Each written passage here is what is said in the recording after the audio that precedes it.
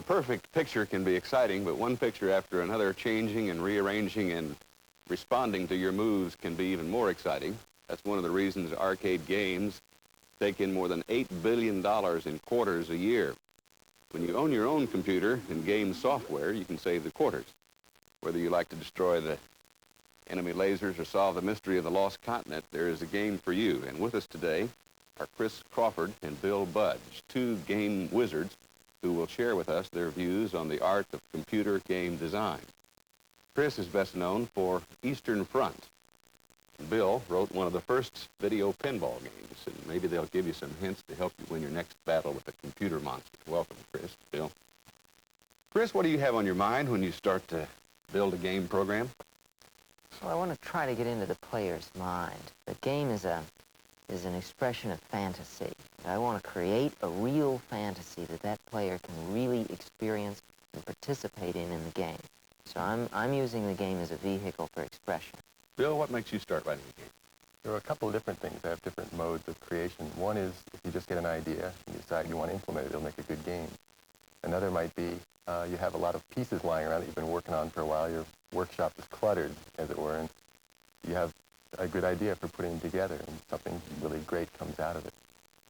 Chris, are people playing you, or are they playing the computer when they play your game? Well, they're playing a little robot of me. They're playing a little toy version of me. I can't put all of myself into the computer. The computer isn't that smart yet, and I'm not that good a programmer anyway.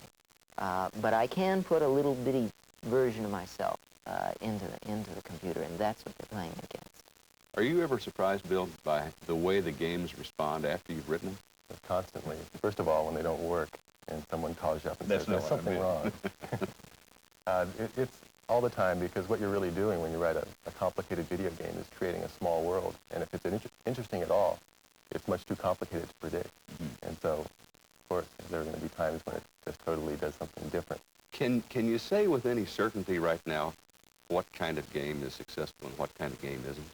I don't think anyone can. People have tried to engineer it, try to make a formula out of it, and they have groups that get together and say, we got to do this, this, and this, and we'll have a successful game. But it never really works that way. There's some kind of serendipity or something that's discovered right in the middle of the project, especially if it's a kind of an artistic undertaking. There's always some unexpected thing that happens that really turns it one way or the other. How long does it take to write a successful game, Chris? Well, to write it, the entire process can take up to a year. If you're fast, maybe you can shorten that to 9 months. The design process is the questionable one. That can take up to 6 months. The programming, once you've got the idea in your head, then you write the program. That might take only 3 months. Well, what's the difference between design and programming? Give me an analogy if you can. It's sort of like the difference between what went into making the movie Jaws, for example, and what goes into making all of the copies of Jaws. The initial inspiration and the development and making it an exciting, interesting fantasy, that's hard. That's design. That's creativity. The technical aspects, writing the program, that is still tedious work, but nowhere near so demanding in talent. Bill, is it a committee decision to write these games, or are you a man for all seasons? Do you do it all? I've had to be a man for all seasons just because it's hard to put together groups, but it's really turning into a group thing. I think, first of all, you need a creative guy, and graphics designers are getting into video games now, too. A lot of the bigger companies have somebody whose only job is to design monsters on a TV screen. And as computers get bigger and bigger and harder to understand for one single person, it's going to become it's going to be like a rock group. And you'll have a guy who's really good on graphics, a guy who's good on synthesizers. At the moment, do you do all of that now on your own computer? I do it all myself. I'm a terrible egotist. I don't let anyone else do anything, but I'll be forced to change. Chris, why do you write games? Is it a job to you, or are you out to change the world? Oh, definitely out to change the world. The game is a medium of expression.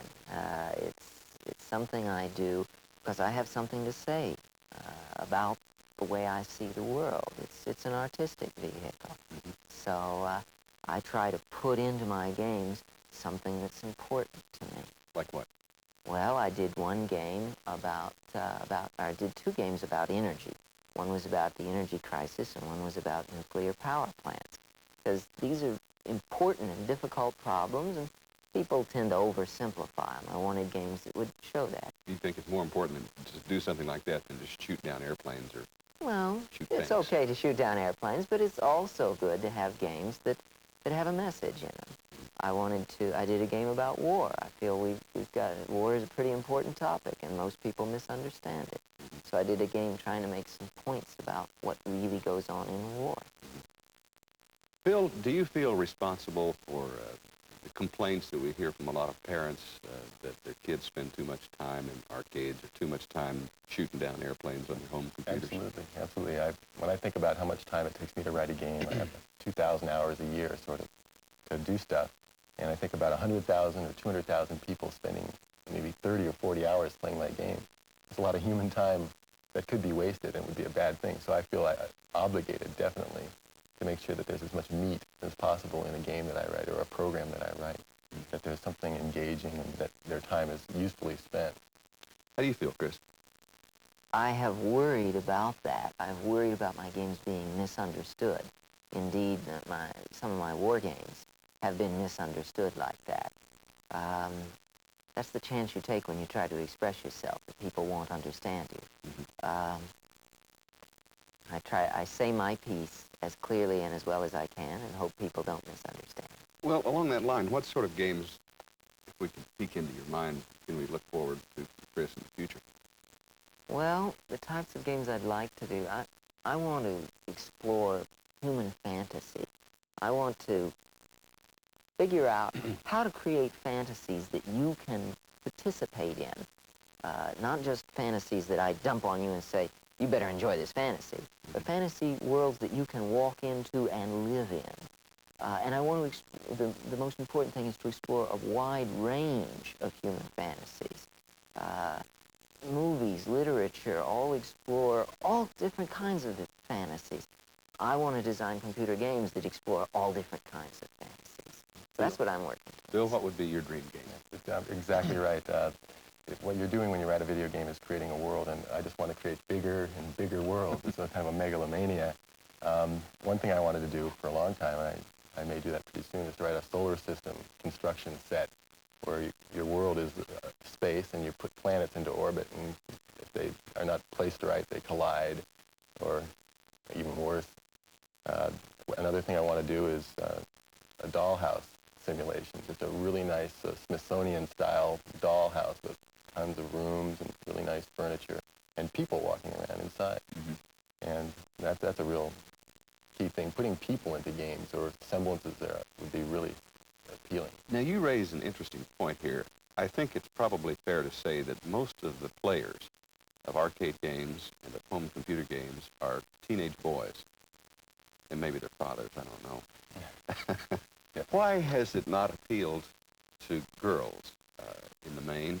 Has it been because they haven't written programs for them, or because there is an intrinsic difference between girls and boys in their attitudes toward computers and video games? I don't think there are any intrinsic differences. I think they're equally popular. It's just that girls have been discouraged for a long time in education from going into science and math. It seems to happen right around high school. But it's changing. I remember in college, there were no girls when I started in any of my technical classes, and later on it was getting more and more, and now it's getting close to about half, so it's changing. Chris? The factor I emphasize is the nature of the fantasies that the games that we now have express. Most of our games right now express male fantasies. It comes as no surprise. Yep. Mostly it's male programmers expressing their fantasies. But if we can come up with the right fantasies, I think we can have the women plugging in quarters just as furiously as the men. We just have to come up with their fantasies. Bill, what's your favorite computer game outside of your own? It's a tough one. I'm bad. I don't like anyone else's computer games. Chris? About the same. I'm embarrassed to admit that when I want to relax, I'll play one of my own games. I really would like to see some other games that I could enjoy. Okay, how are you at playing your own game?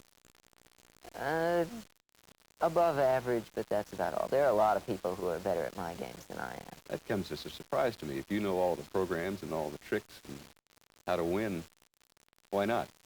I'm not playing the game logically. I'm playing the game as part of my fantasy. I'm building a fantasy into the game, and then I play my own fantasy, which means I have blind spots. Other people who don't approach it, they're trying to get into my fantasy, but they're not as locked in as I am. Bill, how about you? How are you at your own games? I'm bad at all games. I was thinking maybe that's No why kidding. I don't like anyone else's games, because I'm so embarrassingly bad. But I don't have the right kind of concentration, or something is missing, and I tend to get zapped very early on. One final question, Chris. I want to ask you this. We keep reading these stories about these young teenagers who are coming along, and they're going to knock you guys out of the box real soon with a whole new raft of games. How do you feel about that? Well, I'm not worried about it. They appear to be excellent programmers, but the design is the important thing. You don't learn design at a computer.